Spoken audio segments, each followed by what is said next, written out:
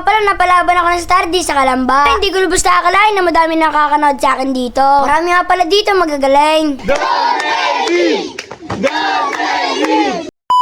Ngayong araw nga pala, madaming bata na sumalubong sa amin. Dito nga pala, tuwan-tuwa sila dito dahil nga pala, first time nila ako makita. Dito nga pala, gusto daw nila makalaban ako sa Star D. Dito nga pala, gusto nila makita yung Kiko. Kaya naman pinakitaan ko nga pala sila. Dito nga pala, makikipaglaban ako ng Star D. Dito nga pala, pupunta kami sa semento. Para nga pala, masarap ang Star D doon. Dahil nga pala, mahirap mag-Star D sa lupa. Natudumayan kasi yung damit kong puti. Dito nga pala, nung nanalo ko, siya ang pinauna ko.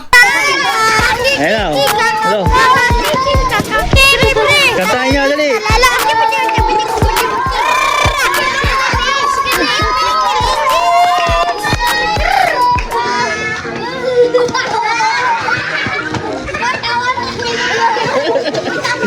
Ay, gano'n. Ako nga pala si Don David, ang hinilig ko ay mag-pixie. Siyempre magaling din mag-Star D, ang forma ko napakasimple. Ito nga pala ang Norma Jordan 11, aking sapatos. Okay na yun, ha? Dito nga pala nagsiuwian na kami. Kasi nga pala tapos na ang Star D. Dito nga pala meron pang mga dumating. Kaya naman shoutout nga pala sa kanila. Dito nga pala meron na naman nakikipaglaban sa akin ng Star D.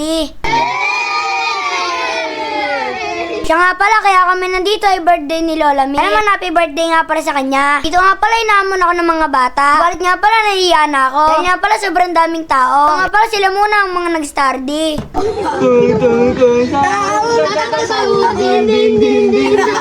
Mag-shoot dun, ha?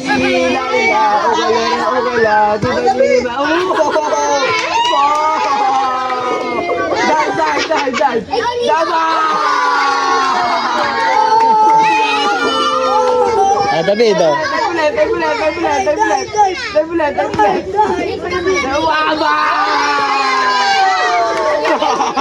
David, dali na.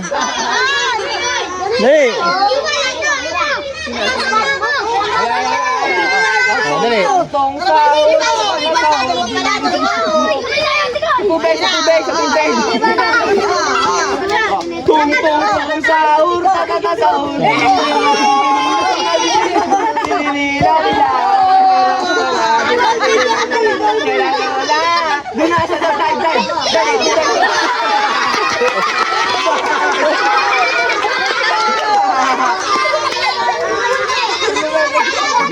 David, tawag ka. Dali na.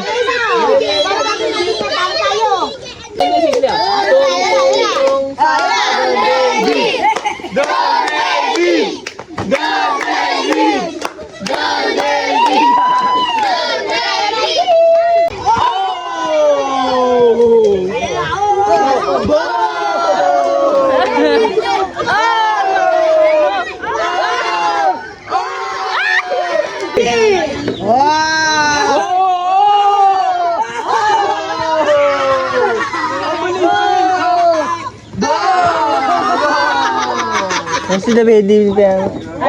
Bakay. Ulam pa.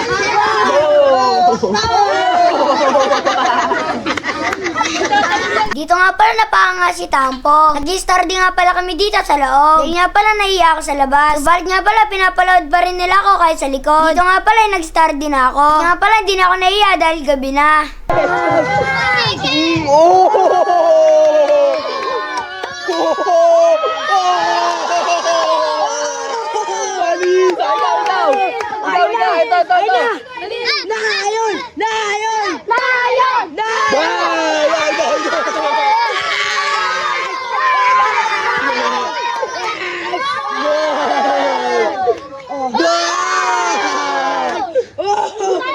Ay, si Don David naman. Alis dyan. Ay, hindi pa tapos.